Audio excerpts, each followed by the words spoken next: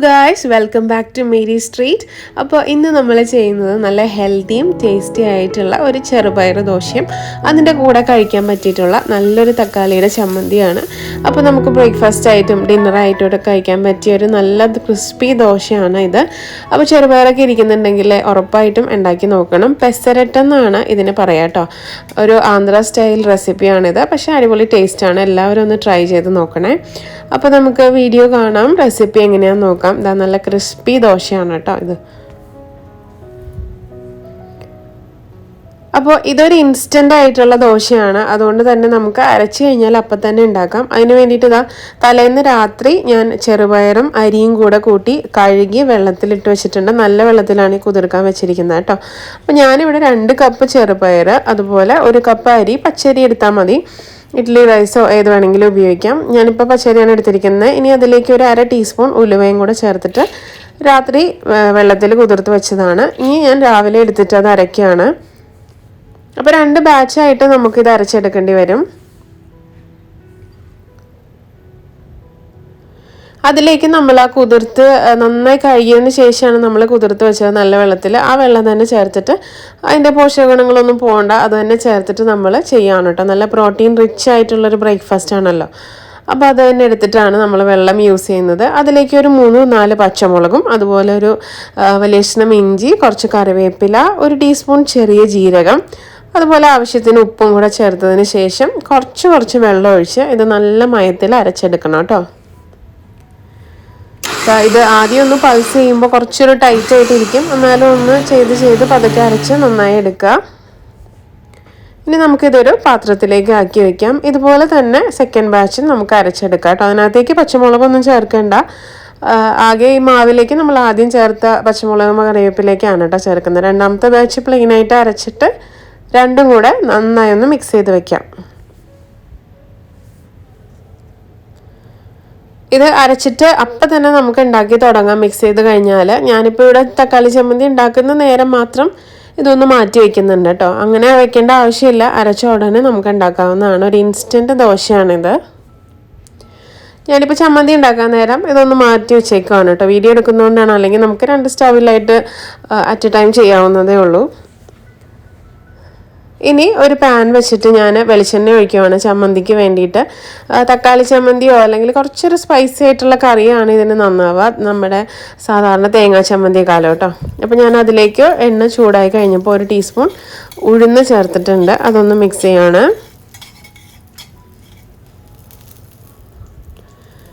ഉഴുന്ന് ഒന്ന് light brown ആയി തുടങ്ങുമ്പോൾ തന്നെ അതിലേക്ക് കറിവേപ്പില ചേർത്തു. അതൊന്ന് മിക്സ് ചെയ്തതിന് ശേഷം ഞാൻ 2 വലിയ സവാള എടുത്തിട്ടുണ്ട്.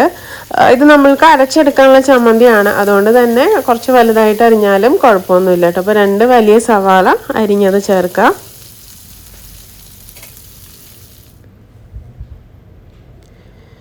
ഒരുപാട് ബ്രൗൺ കളറൊന്നും ആവേണ്ട, നന്നായിട്ടൊന്ന് വഴന്ന് കിട്ടിയാൽ മാത്രം മതി കേട്ടോ നമുക്ക് ഈ സവാളയൊക്കെ. ഇനി അതിലേക്ക് ഒന്ന് മിക്സ് ചെയ്തതിന് ശേഷം ഇതിലേക്ക് ഇഞ്ചിയും വെളുത്തുള്ളിയും കൂടെ നമ്മൾ ഈ ചമ്മന്തിയിലേക്ക് ചേർക്കുന്നുണ്ട്. അപ്പോൾ 1 കഷ്ണം ഇഞ്ചി, അതുപോലെ 4-5 അല്ലി, വലിയ അല്ലിയാണ് ഞാൻ യൂസ് ചെയ്തിരിക്കുന്നത്. അതുകൊണ്ട് തന്നെ 4-5 അല്ലി വെളുത്തുള്ളിയും കൂടെ ചേർക്കാം.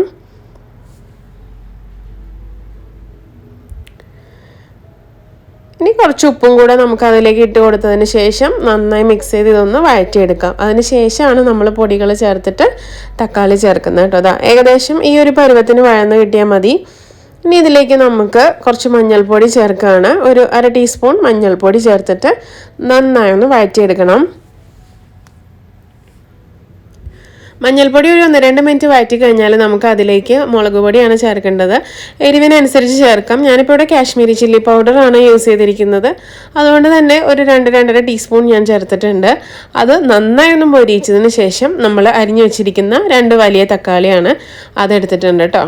അതും പ്രത്യേകിച്ച് ഷേപ്പൊന്നും വേണ്ട, നമ്മളിത് അരയ്ക്കുന്നതാണല്ലോ. അപ്പോൾ ഈ തക്കാളി ഇതിലേക്ക് ചേർക്കാം. തക്കാളിയും കൂടെ ചേർത്തിട്ട് നന്നായി മിക്സ് ചെയ്ത് ഈ തക്കാളി എല്ലാം നന്നായിട്ട് വേകുന്നത് വരെ നന്നായി അടച്ചു വെച്ച് നമുക്കിത് കുക്ക് ചെയ്യണം. ഞാനിവിടെ ഈ സ്റ്റീലിൻ്റെ പാത്രം ആയതുകൊണ്ട് തന്നെ കുറച്ച് വെള്ളമൊന്നും ഒഴിച്ച് കൊടുക്കുന്നുണ്ട്, അല്ലെങ്കിൽ ഇത് അടുക്കി പിടിക്കും ഒരുപാട്. അപ്പോൾ നിങ്ങൾ നോൺ സ്റ്റിക്ക് പാനിലാണെങ്കിൽ ഈ സമയത്ത് വെള്ളം ഒഴിക്കേണ്ട ആവശ്യമില്ല കേട്ടോ. അപ്പോൾ ഇതൊന്ന് അടച്ചു വെച്ചിട്ട് നമുക്ക് കുക്ക് ചെയ്തെടുക്കാം. അതൊന്ന് നന്നായി കുക്കായി വന്നു കഴിഞ്ഞാൽ ഒരു 10 മിനിറ്റിനുള്ളിൽ തന്നെ തക്കാളി എല്ലാം നന്നായിട്ട് കുക്കായിട്ടുണ്ടാവും. ഈ സമയത്ത് നമുക്ക് അതിലേക്ക് ഒരു കാൽമുറി, കാൽമുറി അല്ല, അരമുറി, ഒരു മുറിയുടെ പകുതി തേങ്ങ നമുക്ക് ചേർക്കാം. ഒരു ഇച്ചിരി ക്വാണ്ടിറ്റി കൂടാനും നല്ലതാണ്, അതുപോലെ തന്നെ ടേസ്റ്റിനും നല്ലതാണ് കേട്ടോ. തേങ്ങ ചേർത്ത് കഴിഞ്ഞ് പിന്നെ വേവിക്കേണ്ട ആവശ്യമൊന്നുമില്ല. തേങ്ങ ചേർത്തൊന്ന് മിക്സ് ചെയ്തതിന് ശേഷം നമുക്കതങ്ങ് ഓഫ് ചെയ്യാം. ഇനി അതിലേക്ക് അരയ്ക്കുന്നതിന് മുമ്പ് ഞാനൊരു ഇച്ചിരി കായം കൂടെ ചേർത്തിട്ടുണ്ടായിരുന്നു കേട്ടോ, കായത്തിൻ്റെ പൊടി. അത് ഞാൻ വീഡിയോ എടുത്തിട്ടില്ല കേട്ടോ. അപ്പോൾ നമ്മുടെ ചമ്മന്തിയുടെ ആ മിക്സ് തണുക്കാൻ മാറ്റി വെച്ച് കഴിഞ്ഞിട്ട് ഞാൻ ദോശ ഉണ്ടാക്കി തുടങ്ങുകയാണ്. കണ്ടില്ല, ഉപ്പെല്ലാം കറക്റ്റ് ആണോ എന്നൊന്ന് ചെക്ക് ചെയ്തേക്കണേ. ഇനി നമുക്കിതിലേക്ക് ദോശ ഉണ്ടാക്കാം. ഞാനിവിടെ ഒരു പാൻ വെച്ചിട്ട് ദോശമാവ് ഒരു തവി ഒഴിച്ച് അങ്ങ് പരത്തിയെടുക്കുകയാണ്. നിങ്ങൾ ഇരുമ്പിൻ്റെ ചട്ടിയിലാണ് ചെയ്യുന്നതെന്നുണ്ടെങ്കിൽ കുറച്ചൊന്ന് നല്ലെണ്ണയോ നെയ്യോ തൂക്കി കൊടുക്കാനായിട്ട് മറക്കരുത് കേട്ടോ. ഞാനിപ്പോൾ ഇതിനകത്താണെങ്കിൽ നമുക്ക് കുറച്ചൊരു നല്ലൊരു ക്രിസ്പിനെസ് വരണമെന്നുണ്ടെങ്കിൽ നല്ലെണ്ണ തൂക്കിയിട്ടും ചെയ്യാം, തൂകാതെയും ചെയ്യാം. ഞാനിപ്പോൾ ആദ്യത്തെ 1-2 നല്ലെണ്ണ ഇട്ടിട്ട് തന്നെയാണ് ചെയ്തത്. പിന്നെ ഞാൻ ചുമ്മാ ഉണ്ടാക്കിയെടുക്കുകയാണ് ചെയ്തത് കേട്ടോ. അതും നല്ല ക്രിസ്പി തന്നെയാണ്. എണ്ണ യൂസ് ചെയ്തില്ലെങ്കിലും കുഴപ്പമൊന്നുമില്ല, അത് അടിക്ക് പിടിക്കും അങ്ങനത്തെ പരിപാടിയൊന്നുമില്ല, നന്നായി കിട്ടിക്കോളും. ഇനി നിങ്ങൾക്ക് കുറച്ചും കൂടെ ഇത് ചെറുപയറിൻ്റെ ഇത് കുറയ്ക്കണമെന്നുണ്ടെങ്കിൽ രണ്ടും തുല്യ അളവിലെടുത്തിട്ടും ചെയ്യാം.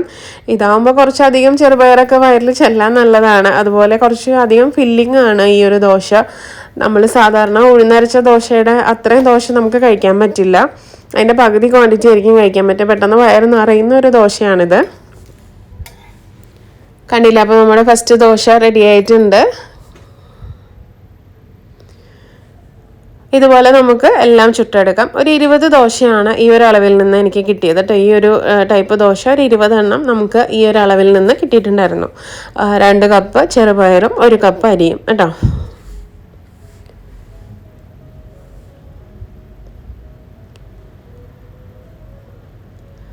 ഇതൊരെണ്ണം ഞാനൊന്ന് നല്ലെണ്ണ ചേർക്കാതെ ഉണ്ടാക്കി നോക്കിയതാണ് കേട്ടോ. പിന്നെ ഞാൻ അങ്ങോട്ട് നല്ലെണ്ണ ചേർക്കാതെ തന്നെയാണ് ഉണ്ടാക്കിയത്, കാരണം വലിയൊരു ഡിഫറൻസ് ഇല്ല. അപ്പോൾ നിങ്ങൾ നോൺ സ്റ്റിക്ക് ആണെങ്കിൽ നല്ലെണ്ണ ചേർക്കേണ്ട ആവശ്യമില്ല, അല്ലാതെ തന്നെ നല്ല ക്രിസ്പിയായി കിട്ടുമേ. നമ്മുടെ തക്കാളി ആ മിക്സ് ചൂടാറിയപ്പോൾ അതൊന്ന് അരച്ചെടുത്തിട്ടുണ്ട്. നിങ്ങൾക്ക് ഇതിനകത്തേക്ക് വേണമെങ്കിൽ ഇനി താളിച്ച് ചേർക്കാം കേട്ടോ. കറിവേപ്പിലയും കടുകും താളിക്കാം. ഞാൻ താളിക്കുന്നില്ല, ഇനിയിപ്പോൾ പിന്നെയും കൂടെ എണ്ണ ആഡ് ചെയ്യണ്ടല്ലോ. അപ്പോൾ ഇത് അരച്ചെടുത്താലും നല്ല ടേസ്റ്റ് തന്നെയാണ് കേട്ടോ. അപ്പോൾ നമുക്കൊന്ന് കഴിച്ച് നോക്കാം. നല്ല ക്രിസ്പി ദോശയാണ്, നല്ല ടേസ്റ്റുമാണ്. അപ്പോൾ എല്ലാവരും ഒന്ന് ട്രൈ ചെയ്ത് നോക്കണം കേട്ടോ. നോക്കിയിട്ട് ഫീഡ്ബാക്ക് തരണം. Like, share, subscribe everyone. Thank you. We'll come back with another video. Bye.